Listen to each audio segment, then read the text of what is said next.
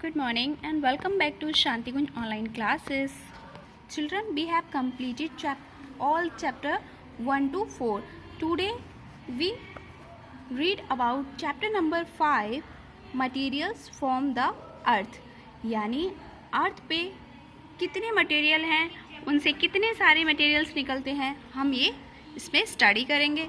Okay, so let's start. Look around you. अपने चारों ओर देखो. आपको क्या दिखाई देगा? You will see many things made up of materials that come from the अर्थ. आपको दिखाई देगा बहुत सारी चीज़ें जो कि किससे निकल के आई हैं, जो अर्थ से निकली हैं. Are houses are made up of material such as stones, clay, sand, glass and metals. So हमारे घर पे भी बहुत सारे मटेरियल होते हैं और हमारा घर भी कुछ मटेरियल से बना होता है. वो मटेरियल कौन से होते हैं? जैसे कि पत्थर, स्टोन मतलब पत्थर हो गए, मिट्टी हो गई, रेत हो गया, ग्लास हो गया, और भी बहुत सारे मेटल से मिलकर बना है.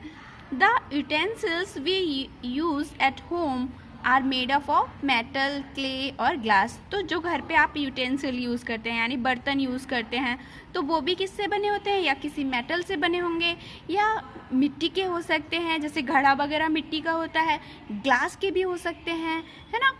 सो stone, clay, coal, metals and glass are example of material. तो ये सारे एग्जाम्पल किसके हैं? मटेरियल के हैं. That come from the earth, जो कि कहाँ से आता है?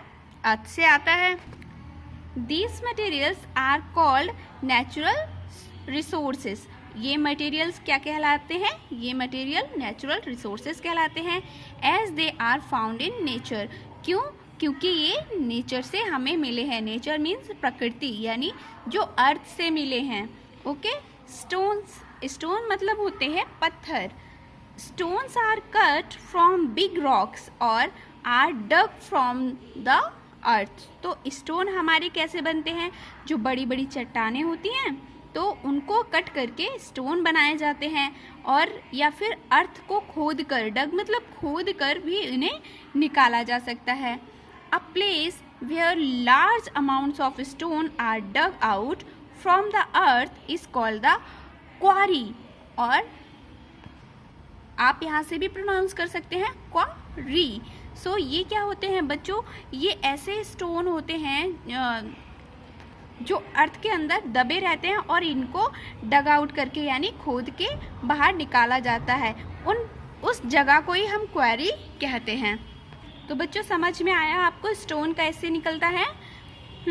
तो ये अर्थ से डग आउट करके क्वेरी नामक प्लेस से निकलता है. यूज ऑफ स्टोन, स्टोन का use.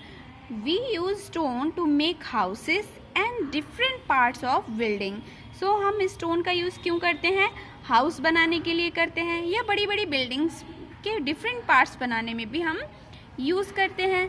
Stones are used to make floor, roof and roads. तो स्टोन का यूज़ हम क्यों करते हैं? फर्श बनाना है, छत बनानी है, या रोड बनाने हैं. There are many types of stone such as granite, marble, graphite, slate, chalk, coal and talcum. So ये सारी चीज़ें हमें किससे मिलती हैं? ये स्टोन से ही मिलती हैं. ग्रेनाइट हो गया, या मार्बल हो गया, या ग्रेफाइट हो गया, ये सारी चीज़ें हमें स्टोन से मिलती हैं. They are used in various way, और इनको हम अलग अलग तरीक़ा से यूज़ भी करते हैं. Stones such as diamond, ruby and emerald are rare and expensive.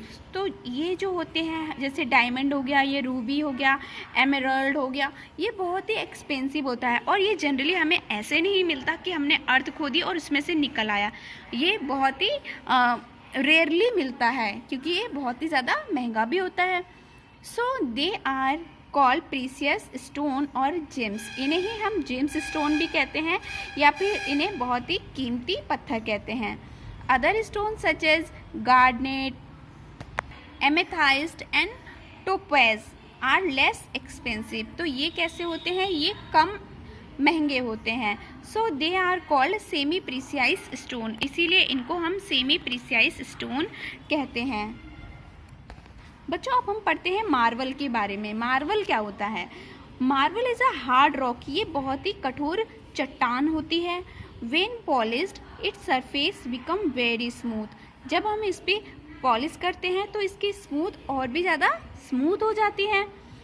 It is use for flooring and making decorative items, तो इससे ज़्यादातर हम फ्लोर पे लगाते हैं। आपने देखा होगा, आपके घरों में भी होगी, मार्बल के फ्लोर रहते हैं, फर्श पड़ा रहता है, और इससे कुछ डेकोरेटिव आइटम्स भी जो बहुत अच्छे लगते हैं हम अपने घरों में सजाने के लिए, तो वो भी इससे बनाए जाते हैं।